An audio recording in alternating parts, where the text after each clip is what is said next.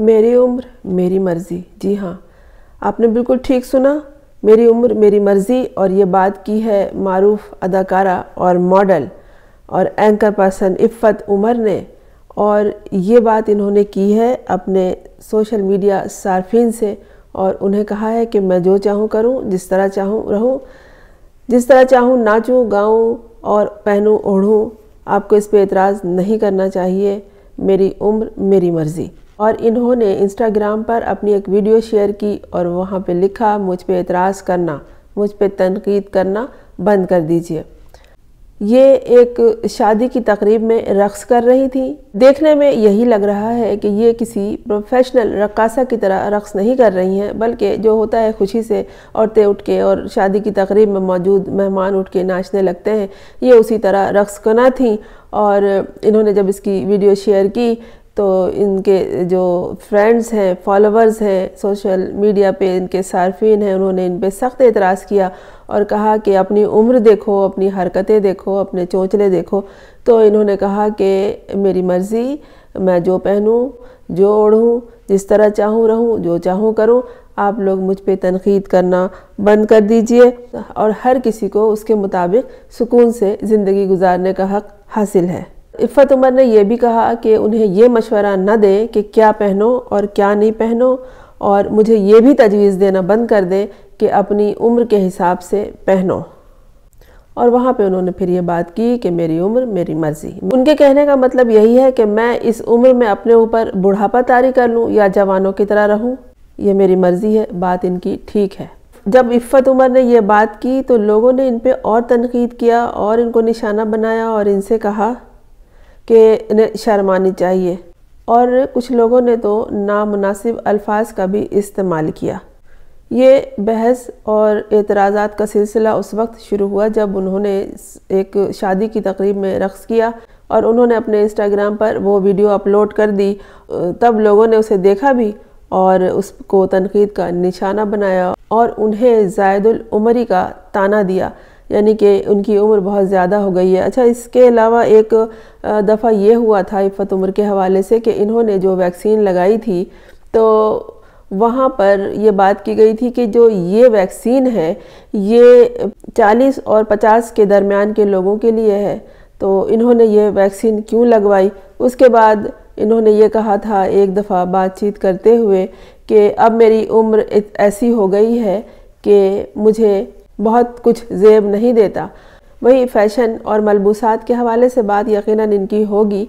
मैं अब उम्र अज़ीज़ के उस हिस्से में हूँ जहाँ बहुत कुछ ज़ेब नहीं देता। इन्होंने ये बात खुद की थी।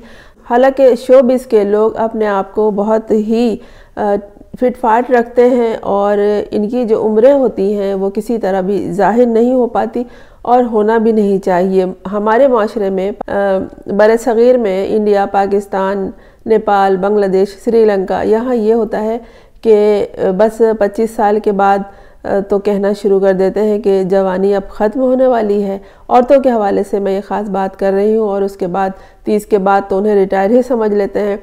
और उसके बाद तो ये होता है कि भाई इस उम्र में ये हाल है, ये देखो, उम्रों का हिसाब करते हैं और फिर ये भी देखते हैं कि क्या पहना है, मुंह पे कितना कुछ थोपा थोपी किया है।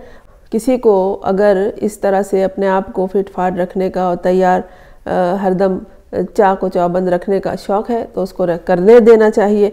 लेकिन अगर आप मगरिब में देखें तो वहाँ 40+ ख़वातीन को डॉक्टर ये कहते हैं कि बस अब आप जिम जाना शुरू कर दें। हालांकि वो जो पाकिस्तानी या बांग्लादेशी औरतें होती हैं वो कहती हैं कि हमारी तो जिम जाने की उम्र ख़त्म हो गई है, लेकिन वो कहते हैं कि नहीं, अब तो शुरू हुई है।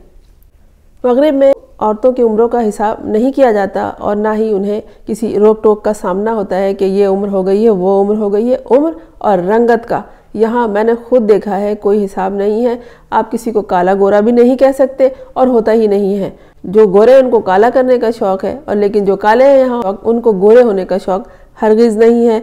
तो इन्होंने जो खुशी खुशी रक़्स किया तो लोगों ने इस पर एतराज़ करना शुरू कर दिया कि अपनी उम्र देखो और अपना हाल देखो, अपने चोंचले देखो, और ये जो तुम कुछ कर रही हो। और सख्त तनकीद का निशाना बनाया और तंज़िया गुफ्तगू की और नाज़ेबा नामुनासिब अल्फाज का भी इस्तेमाल किया। तो इन्होंने यही बात की कि मेरी उम्र है میری مرضی میں اسے جوانوں کی طرح رکھوں یا پھر بڑھاپا اپنے اوپر طاری کر لوں۔ بہت ساری ماؤں کو میں نے دیکھا ہے کہ جب ان کی چونکہ بہت چھوٹی عمر میں شادی ہو جاتی ہے اور 3 4 5 بچے ہو جاتے ہیں ان کے، تو انہیں کہا جاتا ہے کہ اپنی عمر دیکھو، اتنے سارے بچوں کی ماں ہو اور یہ حرکتیں دیکھو، اور جبکہ اس عمر میں جب ان کے بچے ان کے برابر آ جاتے ہیں، وہ چونکہ ٹین ایجرز کے ساتھ رہتی ہیں تو اپنے آپ پر بڑھاپا کیسے طاری کریں۔ میرے ایک باس تھے 75 کے تھے اور کہیں سے بھی وہ نہیں لگتے تھے، اور نہ ہی وہ اپنے آپ پر کوئی ملمہ کاری کرتے تھے جو بال سفید ہیں تو سفید ہیں، لگتا تھا کہ بڑی ایج کے ہیں۔ لیکن انہوں نے ایک دفعہ بتایا تھا کہ میں ہمیشہ نوجوانوں کے ساتھ رہتا ہوں، اور وہ آرٹسٹ تھے، آرٹ پڑھایا کرتے تھے، تو انہوں نے یہ کہا تھا کہ نوجوانوں کے ساتھ اگر رہو تو پھر نہ کمر درد کا احساس ہوتا ہے، نہ گھٹنا پکڑ کے ہم ہائے ہائے کرتے ہیں۔ تو جو لوگ اپنے نوجوان بچوں یا جو بڑے ہمارے اپنے پوتے پوتیوں کے درمیان رہتے ہیں، وہ اپنے آپ کو کبھی بوڑھا نہیں سمجھتے، اور چونکہ وہ نوجوانوں کے ساتھ، ٹین ایجرز کے ساتھ رہتے ہیں، تو وہ ان کے صحت کے لیے بھی، ان کی جسمانی صحت کے لیے بھی اور ان کی ذہنی صحت کے لیے بھی بہت اچھا ہوتا ہے۔ لیکن ہمارے معاشرے میں عورتوں کو کہہ دیا جاتا ہے کہ اپنی عمر دیکھو اور اپنے فیشن دیکھو، اپنے چونچلے دیکھو، عمر کے حساب سے کپڑے پہنو اور فیشن کرو۔ یہی بات بتانی چاہیے عفت عمر نے، جس کو لوگ منفی انداز سے لے رہے ہیں اور ان پہ کڑی تنقید کر رہے ہیں۔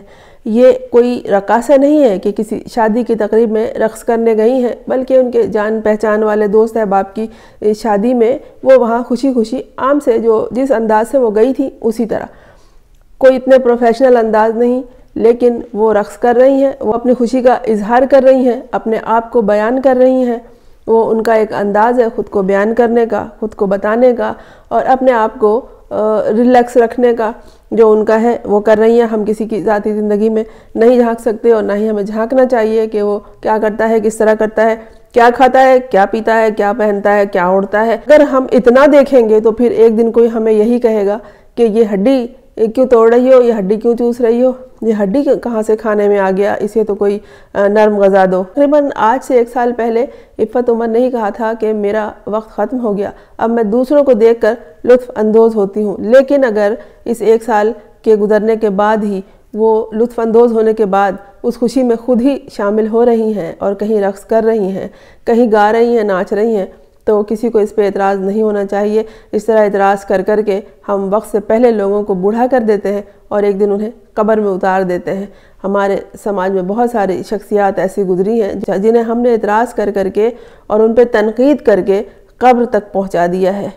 وہ عفت عمر ایک دفعہ یہ بھی کہہ چکی ہیں کہ اگر مجھے کوئی کہتا ہے کہ تم بوڑھی ہوئی جا رہی ہو تو بوڑھے ہونے میں کوئی مذائقہ بھی نہیں ہے، لیکن اس کا مطلب یہ نہیں ہے کہ ہم بڑھاپے کو اپنے اوپر طاری کر لیں۔